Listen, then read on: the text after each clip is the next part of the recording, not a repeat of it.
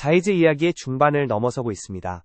우리는 희생의 심리학적 폐해를 확인했고 왜 그것이 사랑의 가짜 모습인지도 깨달았습니다. 그렇다면 이제 실천이 남았습니다.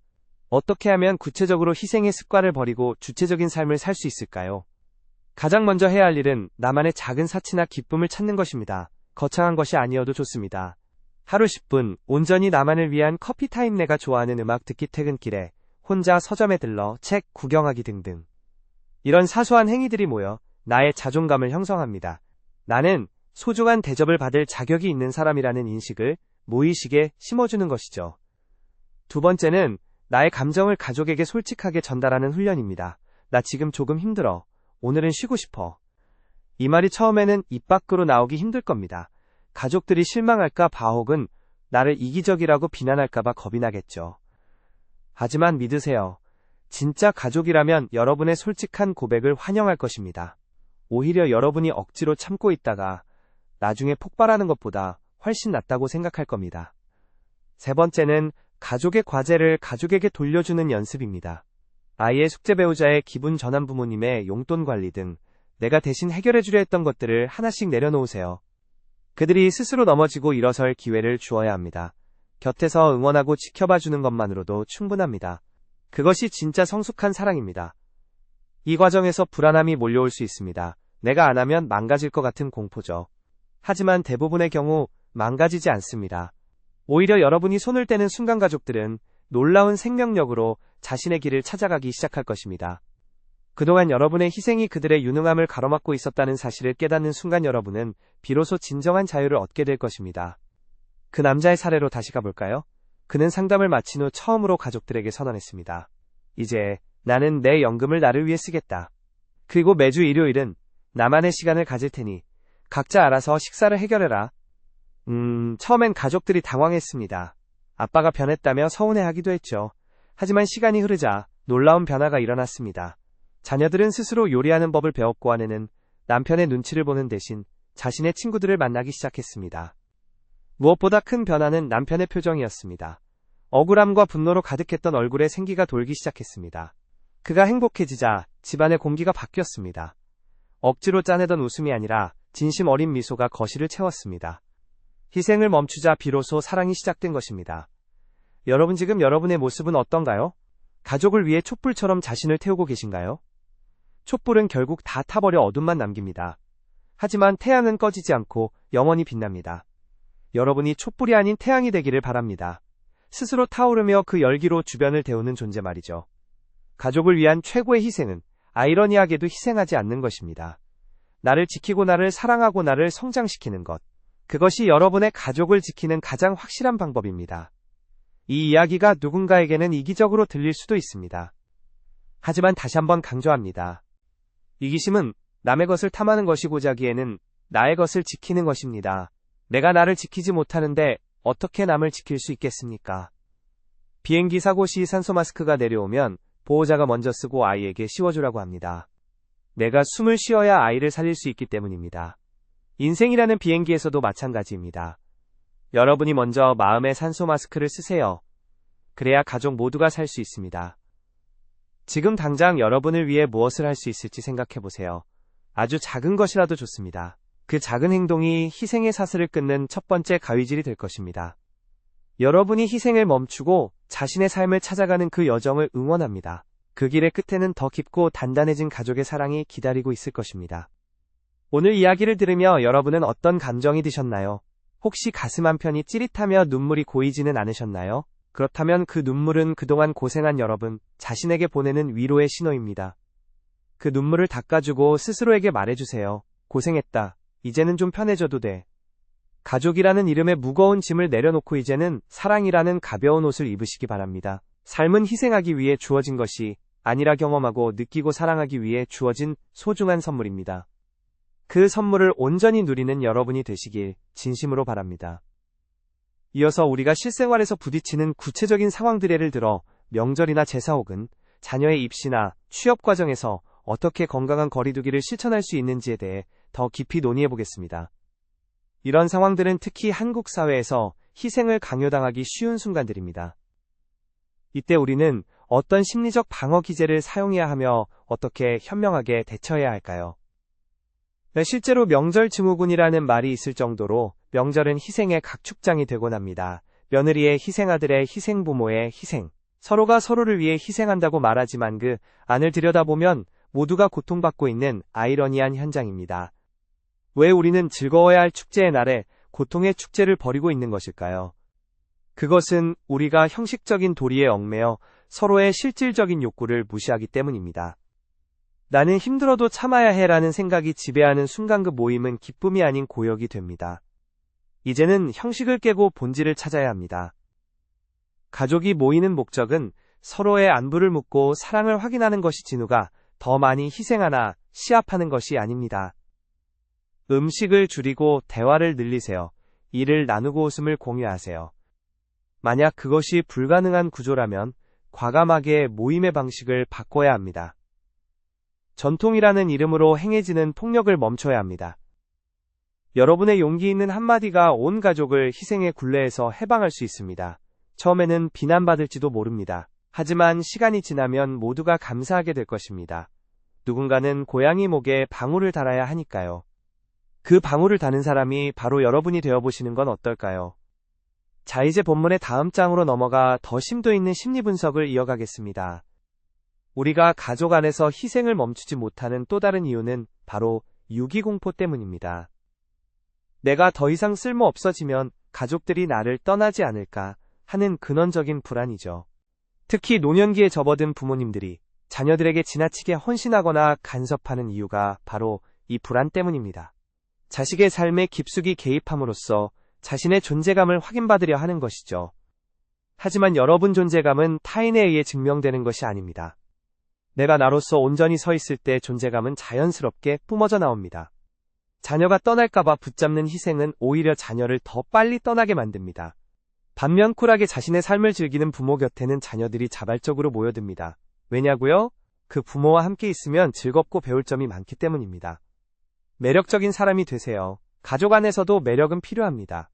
늘 희생하고 인상 쓰는 사람보다는 자기 삶을 주도적으로 이끌며 유머 감각을 잃지 않는 사람이 훨씬 더 매력적입니다. 희생은 매력을 갉아먹습니다. 자아를 회복하는 것은 매력을 회복하는 길입니다. 여러분이 가족의 중심이 되려 하지 마세요. 여러분, 인생의 중심이 되세요. 그러면 가족들은 자연스럽게 여러분의 궤도주의를 기분 좋게 공전하게 될 것입니다. 이것이 심리학이 말하는 건강한 가족의 역동입니다. 각자가 태양처럼 빛나고 서로의 중력을 존중하며 조화롭게 움직이는 은하계 같은 가족 말입니다. 이런 은하계 안에서는 누구도 희생되지 않습니다. 오로지 공존과 빛남만 있을 뿐입니다. 여러분의 가족은 지금 어떤 모습인가요? 블랙홀처럼 한 사람이 모든 에너지를 빨아들이고 있나요? 아니면 각자가 아름답게 빛나고 있나요? 만약 누군가 블랙홀이 되어가고 있다면 혹은 여러분 자신이 블랙홀로 변하고 있다면 지금 즉시 멈춰야 합니다. 희생의 에너지를 자기 성장의 에너지로 전환하세요. 그 구체적인 방법들에 대해 계속해서 이야기해 보겠습니다. 우선 감정의 가계도를 그려보는 것이 도움이 됩니다. 우리 집안에서 희생의 대물림이 어떻게 이루어졌는지 시각적으로 확인해 보는 것이죠. 할머니는 할아버지에게 어떻게 희생했는지, 어머니는 아버지에게 어떻게 희생했는지, 그리고 그 모습이 나에게 어떻게 투영되었는지 살펴보세요. 놀랍게도 우리는 부모의 불행을 무의식적으로 복제하려는 경향이 있습니다. 부모보다 행복해지는 것에 대한 무의식적인 죄책감 때문이죠. 이를 충성심의 심리학이라고 합니다. 하지만 진정한 효도는 부모의 불행을 복제하는 것이 아니라 부모가 이루지 못한 행복을 내 대해서 완성하는 것입니다. 부모님의 희생이 헛되지 않게 하는 유일한 길은 내가 행복하게 잘 사는 모습을 보여드리는 것입니다. 죄책감을 버리세요. 여러분이 행복할 권리는 신성불가침의 영역입니다. 가족이라 할지라도 그 권리를 침범하게 두어서는 안 됩니다. 이제 희생의 언어들을 구체적으로 수정해 봅시다.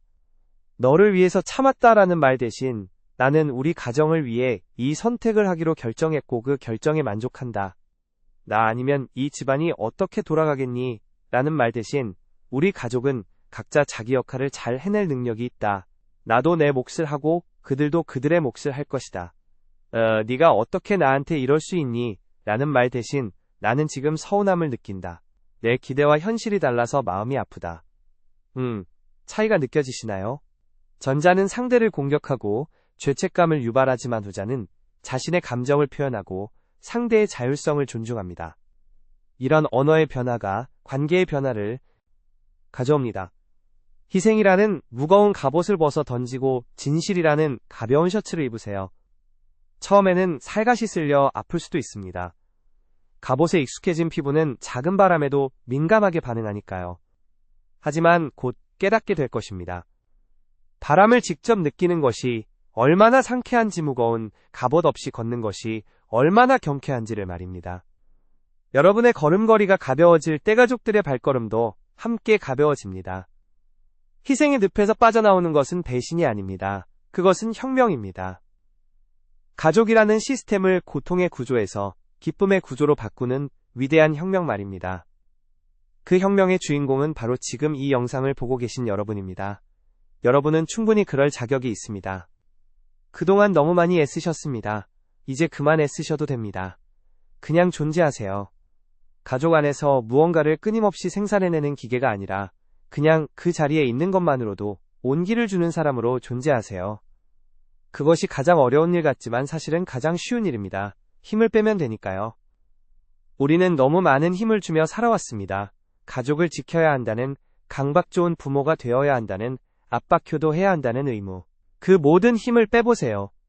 물 위에 몸을 맡기면 자연스럽게 뜨듯이 삶의 흐름에 자신을 맡겨보세요. 내가 아등바등하지 않아도 가족은 굴러갑니다. 오히려 내가 힘을 뺄 때 가족이라는 배는 더 순항하게 됩니다. 여러분이 힘을 뺀 자리에는 무엇이 남을까요? 불안이 남을까요? 아니요, 신뢰가 남습니다. 가족의 능력을 믿고 생의 생명력을 믿는 신뢰 말입니다. 신뢰는 희생보다 강력합니다. 희생은 상대를 의심하기 때문에 발생합니다. 내가 안 해주면 못할 거야 라는 불신이죠. 하지만 신뢰는 상대를 인격체로 대우합니다. 너라면 충분히 해낼 수 있어 라는 믿음이죠. 가족에게 줄 수 있는 가장 큰 선물은 희생이 아니라 신뢰입니다. 오늘부터 가족들에게 신뢰를 선물해보세요. 스스로 결정하게 하고 스스로, 실패하게 하고 스스로 책임지게 하세요. 그리고 여러분은 그 옆에서 여러분의 삶을 즐기세요. 그것이 바로 심리학이 제안하는 건강한 가족의 완성입니다. 이제 본문의 마지막 장을 향해 달려가고 있습니다. 여기서는 희생을 멈춘 후 찾아오는 일상의 변화와 그 과정에서 겪게 될 진통들, 그리고 그것을 극복하는 구체적인 팁들을 정리해 보겠습니다. 희생을 멈추기로 결심했다고 해서 하루아침에 모든 것이 파라다이스로 변하지는 않습니다. 오히려 초기에는 더 큰 혼란이 올 수 있습니다. 가족들은 그동안 누려왔던 특권이 사라지는 것에 대해 강하게 반발할 것입니다. 갑자기 왜 그래? 당신 변했어. 엄마가 어떻게 이래? 이런 말들에 흔들리지 마세요. 이것은 시스템이 재정비되는 과정에서 발생하는 일시적인 노이즈입니다. 이때 중요한 것은 일관성입니다. 화를 내거나 싸울 필요는 없습니다. 그저 차분하고 단호하게 자신의 원칙을 고수하세요. 미안해하지만 이제부터는 나도 내 시간을 좀 가져야겠어. 네 일은 네가 스스로 해보는 게 어떠니? 엄마도 돕겠지만 주도권은 너에게 있어. 이런 태도를 유지하면 가족들도 서서히 적응하기 시작합니다. 그리고 깨닫게 되죠. 아, 이제 엄마 혹은 아빠 배우자가 예전처럼 무조건적으로 희생하지 않는구나. 나도 내 몫을 해야겠구나. 이 깨달음이 가족 구성원들을 성장시킵니다. 희생의 중단은 가족 모두에게 성장의 기회를 제공하는 축복입니다. 진통을 두려워하지 마세요. 비온 뒤에 땅이 굳어지듯 갈등 뒤에 관계는 더 단단해집니다. 여러분이 지금 겪고 있는 그 불편함은 새로운 질서가 태어나기 위한 산통입니다. 조금만 더 용기를 내세요. 여러분은 혼자가 아닙니다. 수많은 이들이 같은 고민을 하고 있고 이미 그 굴레를 벗어나 행복을 찾은 이들도 많습니다. 그들이 공통으로 하는 말이 있습니다. 왜 진작 이러지 않았을까? 내 인생이 이렇게 가벼운 줄 몰랐다. 여러분도 곧 그 말을 하게 될 것입니다. 자, 이제 이야기의 정점을 찍어보겠습니다. 희생하지 않는 삶이 가져다주는 진정한 자유와 사랑의 결정체는 무엇일까요? 그것은 바로 상호 존중입니다. 서로가 서로를 수단이 아닌 목적으로 대하는 것. 나를 위해 존재하는 사람이 아니라 그 자체로 고귀한 인격체로 대우하는 것. 내가 나를 목적으로 대할 때 가족들도 나를 목적으로 대하기 시작합니다. 이것이 우리가 희생을 멈춰야 하는 궁극적인 이유입니다. 우리는 사랑받기 위해 태어났지 소모되기 위해 태어난 것이 아닙니다. 여러분의 가치를 가족의 행복이라는 저울 위에 올려놓고 비교하지 마세요. 여러분의 가치는 그 무엇과도 바꿀 수 없는 절대적인 것입니다. 네, 가족을 위한 희생이라는 이름의 자해를 멈추세요. 대신 나를 위한 사랑이라는 이름의 축제를 시작하세요. 여러분이 행복의 춤을 출 때 가족들도 기꺼이 그 춤판에 합류할 것입니다. 그것이 바로 진정으로 아름다운 가족의 풍경입니다. 자, 이제 에필로그를 향해 가보겠습니다. 긴 여정을 함께 해주셨습니다. 여기까지 오신 여러분은 이미 변화의 문턱을 넘으셨습니다. 처음 비오던 밤소파에 앉아있던 그 남자의 이야기로 다시 돌아가 볼까요? 그는 이제 더 이상 어두운 거실에 홀로 앉아있지 않습니다. 그는 친구들과 등산을 가고 예전에 포기했던 그림을 다시 그리기 시작했습니다. 그의 집은 여전히 시끄럽습니다. 하지만 예전의 날 선 비난이나 무거운 침묵이 아닙니다. 서로의 일상을 공유하고 때로는 다투기도 하지만 금세 화해하는 생동감 넘치는 소음들입니다. 그는 이제 압니다. 가족을 위해 희생하지 않는 것이 가족을 가장 사랑하는 방법이었다는 것을요. 그는 거울 속에 자신을 보며 미소 짓습니다. 이제 그 거울에는 텅 빈 껍데기가 아닌 자기, 삶의 향기가 가득한 한 남자가 서 있습니다. 여러분의 거울 속에는 누가 서 있나요? 그 사람이 활짝 웃을 수 있을 때까지 희생의 손길을 멈추고 사랑의 손길로 스스로를 어루만져 주십시오. 오늘의 이야기가 여러분의 삶의 작은 불씨가 되었기를 바랍니다. 희생이라는 무거운 짐을 내려놓고 싶지만 여전히 마음 한구석이 무거우신가요? 그렇다면 오늘 밤 가족들에게 이렇게 말해보는 건 어떨까요? 나 오늘은 나를 위해 시간을 좀 쓰고 싶어.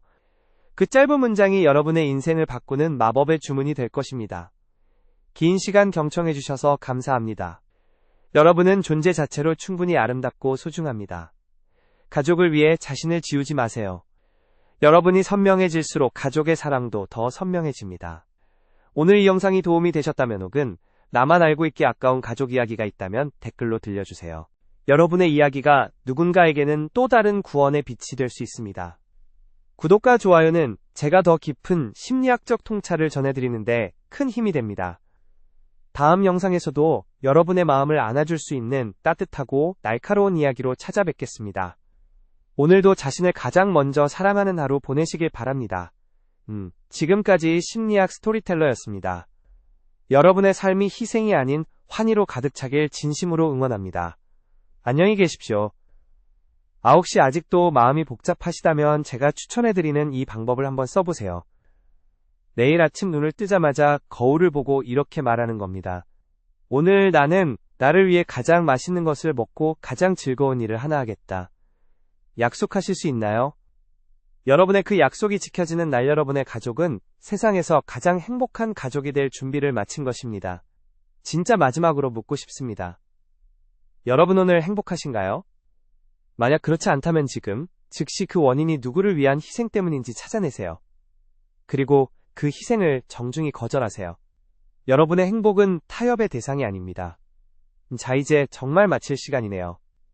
여러분 모두가 희생의 주인공이 아닌 자기, 인생의 주인공이 되길 빌며 이 대본의 마지막 마침표를 찍습니다. 감사합니다. 행복한 하루 되세요.